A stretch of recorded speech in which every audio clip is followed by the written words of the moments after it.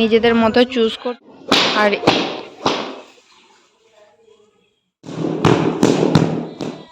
এটা আমাদের নতুন লেপ বানানো হলো।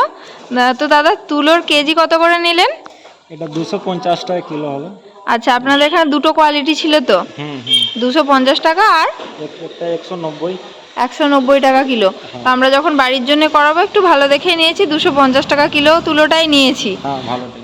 হ্যাঁ, আর 250 এতে আছে 5 কিলো তুলো, 5 কিলো তাহলে 250 5 মানে 1250 টাকা। আর আপনাদের সেলাইয়ের মজুরি আর কাপড়ের দাম আপনারা একসঙ্গেই নিয়ে নিয়েছেন? ওটা 950 হচ্ছে ওইটা, কাপড় আচ্ছা, বানিয়ে নিয়ে। কাপড় বানিয়ে নিয়ে টোটাল 2200 টাকা হয়েছে। 2200 টাকা। এবারে আমরা তো বার্গেনিং করতে তো ছাড়বো না, সেই জন্য দাদার সাথে বার্গেনিং করে আলটিমেটলি কত টাকায় হলো? টোটাল এটা 1600 টাকা। 1600 টাকা হয়েছে বার্গেনিং করে 2200 টাকা থেকে। হ্যাঁ, দাদাদের দোকান আছে কতুলপুরে নাকি? দোকান হচ্ছে কতুলপুর সিনেমাতলা স্টেট ব্যাংকের পাশে। কতুলপুর। তোমার দোকানের কার্ড আছে? হ্যাঁ, দোকানে কার্ড আছে। আর এটা করতে মোটামুটি কতক্ষণ লাগলো? এটা আমাদের 1 ঘন্টা 40 মিনিট এরকম টাইম লাগে। মানে একদম তুলো পিটিয়ে সেলাই শুরু করে?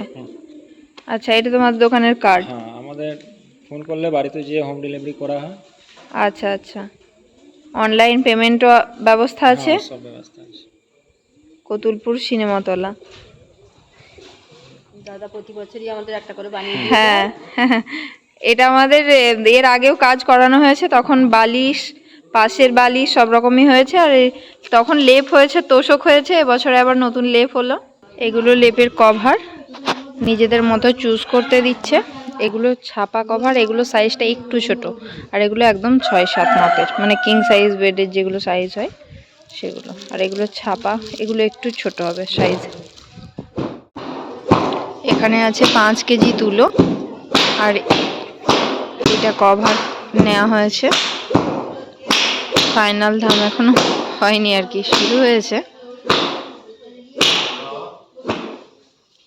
এই তুলোগুলো ওরা দোকান থেকে আগে থেকেই বড় মেশিনের দ্বারা একদম মানে ধুনিয়ে আনে এখানে শুধুমাত্র এরকম লাঠি দিয়ে একটু পিটিয়ে দিলে তুলোগুলো ঠিকঠাকভাবে সেট হয়ে যায়।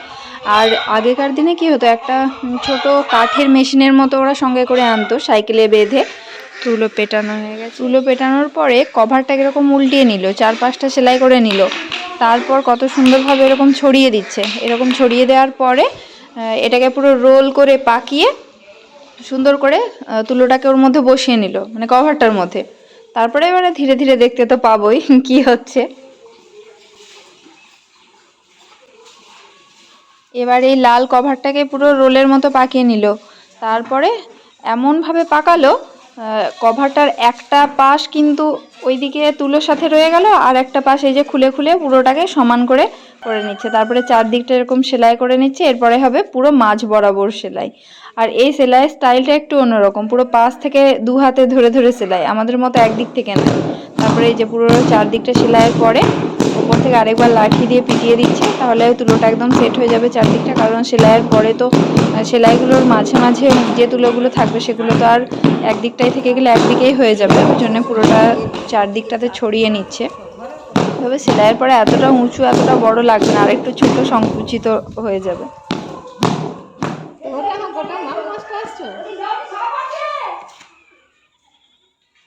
আটটা করাবো, আটটা আমার 4টে, বেটির 4টে। সেলাই প্রায় শেষের দিকে, আর শুধু মাঝখানটুকু আছে। দাদাদেরকে চা, জল, বিস্কুট দেওয়া হলো।